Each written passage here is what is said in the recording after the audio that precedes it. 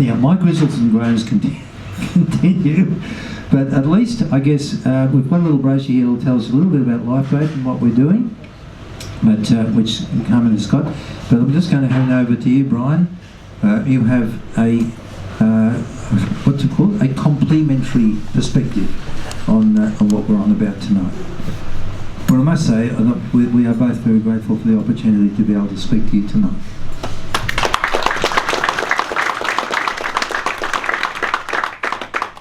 I don't know whether that was a warning Father Kevin was giving me when he said complimentary. Because I am an abuse victim to begin with. And before I met Kevin Dillon, I don't think I would be here if I hadn't met Father Kevin Dillon a few years ago. And he showed me a different way of handling it, because you're a psychologist and you've got your doctors and you've got all the other bullshit artists in the world that tell you what's going on. But he actually got me to face it and get up and talk about it. And getting up and talking about it isn't the most easiest thing in the world to do. But however, through Father Kevin and Lifeboat, I've now been given what I believe is another purpose, and that is to try and help as many of these victims as we can, or what we like to call survivors. It's really, really hard, because sometimes when you meet people, and we were talking about one just then, and the one that I'm looking after at the moment, and when I meet him, all I really need to do is just give him a cuddle, because he can't talk properly anyway. He just can't get the words out. I met a 65-year-old man. Now I'm actually 66, but I'm glad I don't look like him, because he's just old. He's shattered. He doesn't know. He's never had a relationship. He's never had a job. And when you start thinking about those sort of people, I feel that I'm not going to use the word lucky. I'm going to use the word that I was obviously a bit more fortunate, because I was able to meet maybe the right person. And Father Kevin, I've mentioned Father Kevin a few times tonight. Well, Father Kevin is a legend to me. And he's a legend at Lifeboat, and he's a legend to most people that actually meet him, because of what we're trying to do. And that is, we're trying to help the victims that the church isn't going to help.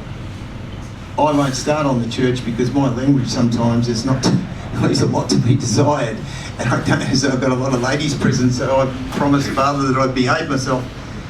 But honestly, right, the talk that Father said about the nights, if you can even offer one job or one service to a person, thank you for supporting us the way you did the other night, Carmen and I forget the other gentleman's name now, that actually, is it Phil? Oh, yeah. Phil, yeah. That come along to one of our nights. Now, for those people who say, well, how can I help? I tell you how you can help. Put down the 19th of October in your diary, because we're going to rock your world, and I mean that. We have probably the best entertainer for Fleetwood Mac. It's not Fleetwood Mac, unfortunately, we can't afford them, but we can afford Sue Jones, and Sue does the story of Fleetwood Mac with her band, and it's absolutely amazing. And if you ever want to see a Stevie Nicks lookalike, then come along. Now, Carmen, you were there, you saw it, you know how good it is, right? That's $50, and it's going to be at the Nazareth College in Dandenong. Is it? Noble Park. Sorry, Noble Park, I beg your pardon. Noble Park. I'm getting my suburbs mixed up. They're the sort of things, because we don't get any money from the church. We have not got one single red cent from your church, and unfortunately mine. They have not offered us anything, and yet we're, as far as I'm concerned, Lifeboat's the only one that's been able to do anything. You might hear of other situations where the church is running. Let me tell you, they're not working. I haven't seen a successful person come away from the psychologists and psychiatrists from the Catholic Church that they pay so much money for. And what we're trying to do now is to raise our money so we can actually hire our own psychologists. Because we don't want people being 60 years of age and not being able to speak. We don't want people being 60 years of age and not being able to have a relationship.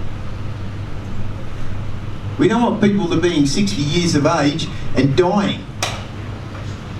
Because you see, what I believe is the Catholic Church are going to do nothing unless we put pressure on them.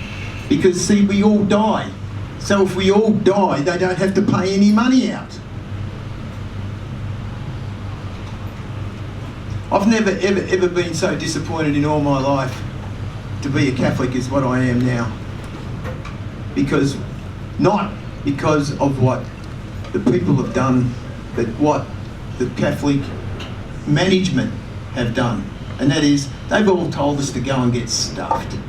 Every time we come up with an idea, it's just run away. They've ostracised Kevin Dillon, as far as I'm concerned, absolutely ostracised him. Because he's the only priest, excuse me the priests that are here tonight, because I don't know you guys, so, but he's the only priest that I know that has stood up for the victims. And he certainly stood up for me, right? And I can assure you that I love the guy to death because of what he's done and for what he's doing for everybody out there and for the little bit of difference that he makes. So all I can say is thank you for listening to me. I hope I bring the coal face of this problem to you, because thankfully Kevin wasn't abused, right? But I was. And it's not nice. And post-traumatic stress disorder is the worst possible thing you can suffer from. Depression I can possibly live with every now and again, but post-traumatic stress disorder, nah. There ain't no cure for it, and you just got to live with it. And my church did that to me. So thank you very much.